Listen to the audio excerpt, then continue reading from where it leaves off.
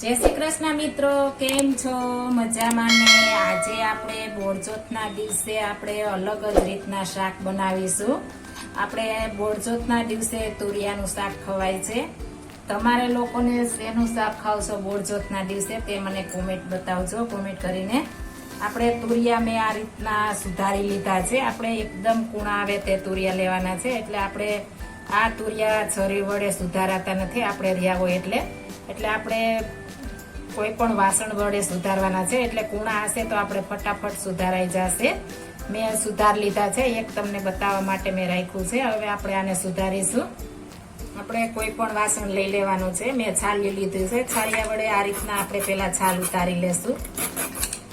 આપણે આ બોળચોથના દિવસે છરી વડે આપણે કે દાંતેડું કોઈ પણ વડે આપણે સુધારીને રસોઈ નથી બનાવતા, અને આપણે તે દિવસે ઘઉંની રોટલી પણ ખવાતી નથી, એટલે આપણે બાજરાનો રોટલો ખાવાનો હોય છે।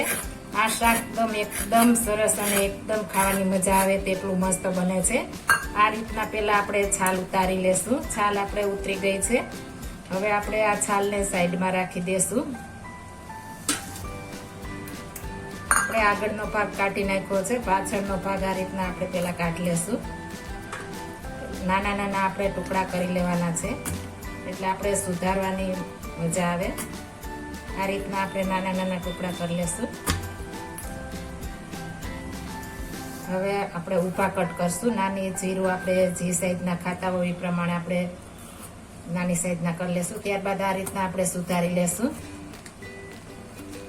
આ શાક આપણે વર્ષમાં એક જ વાર બનાવતા હોય છે, પણ મારા ઘરમાં ઘણી વાર બનતું હોય છે। અમારા ઘરમાં બધાને આ શાક બહુ જ ભાવે છે, એટલે મારે આ શાક હું બનાવતી હોઉં છું। આપણે આડે દિવસે પણ આ શાક ખાઈ શકીએ છીએ। આપણે એકદમ સરસ ટેસ્ટ અને સ્વાદમાં પણ લાજવાબ હોય છે, એટલું મસ્ત બને છે। તમે એકવાર બનાવીને આ રીતના ખાશો તો તમારા ઘરમાં બધા કહેશે કે આપણે તુરિયાનું શાક એ રીતના બનાવો। એકદમ સરસ શાક બને છે। આપણે આ રીતના આપણે બધા તુરિયા સુધાર લેવાના છે, એકદમ સરસ।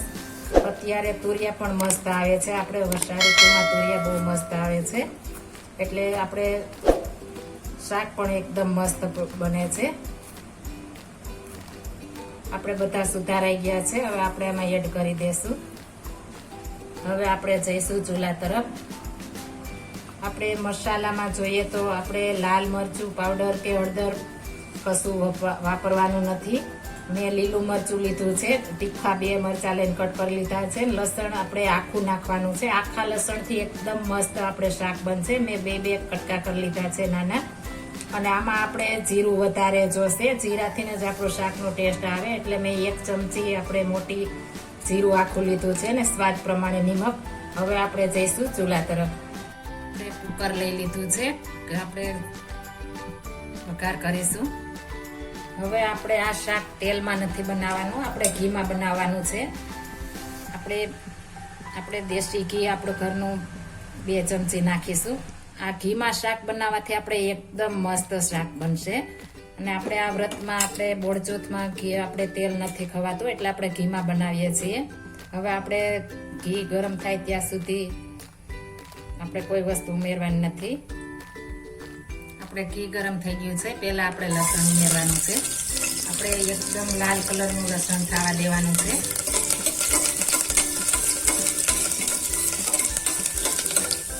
હવે આપણે આખું જીરું ઉમેરી દેશું।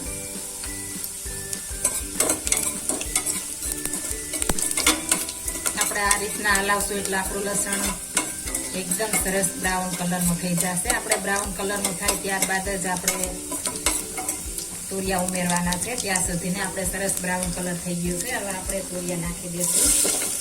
મેં ધોઈને સાફ કરી અને પછી સુધાર્યા છે, એટલે મારે પહેલાં ધોવાની જરૂર નથી, તે આપણે પહેલાં ધોઈ લેવાના છે, ત્યારબાદ જ આપણે શાક સુધારવાનું છે। આ રીતના આપણે એકદમ સરસ મિક્સ કરી દેવાનું છે।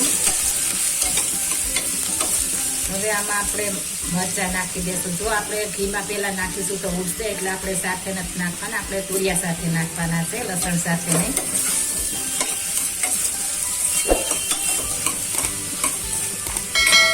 સ્વાદ પ્રમાણે નિમક પણ આપણે ઉમેરી દઈશું।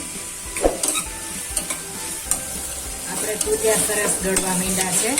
હવે એમાં આપણે 3 થી 4 ચમચી પાણી ઉમેરવાનું છે, જાજુ નહીં. આપણે આમાં પાણીની જરૂર વધારે નથી પડતી. આપણે આ કુકરમાં બનાવીશું એટલે એકદમ સરસ અને ફટાફટ ચડી જશે. હવે આપણે આને ઢાંકણું દઈ દેશું અને આપણે 2 વિસલ વગાડશું તો મસ્ત આપણે ચડી જશે. હવે આને આપણે 2 વિસલ પડવા દેશું. આપણે મસ્ત મજાનું શાક ચડી ગયું છે. આપણે વરાળ પણ નીકળી ગઈ છે. એકદમ સરસ અને એકદમ સરસ આપણે શાક બન્યું છે. મારે બાજરાના રોટલા સાથે ખાવાનું છે એટલે રસો બનાવ્યો છે, તમે જોઈ શકો છો. એકદમ મસ્ત શાક થઈ ગયું છે. હવે આપણે સર્વ કરીશું. હવે આપણે એક પ્લેટમાં કાઢી લેશું. એકદમ સરસ અને એકદમ મસ્ત આપણું શાક તૈયાર થઈ ગયું છે. આપણે આ શાક બાજરાના રોટલા સાથે એકદમ મજા આવે છે. જો તમે બાજરાનો રોટલો ન ખાતા હો તો આપણે બોળચોથ ન હોય તો ભાખરી સાથે પણ ખાઈ શકીએ છીએ. એટલું મસ્ત શાક ખાવાની પણ મજા આવે છે. એટલું સરસ બને છે. એકદમ સરસ અને એકદમ સરસ આપણે ચડી પણ ગયું છે.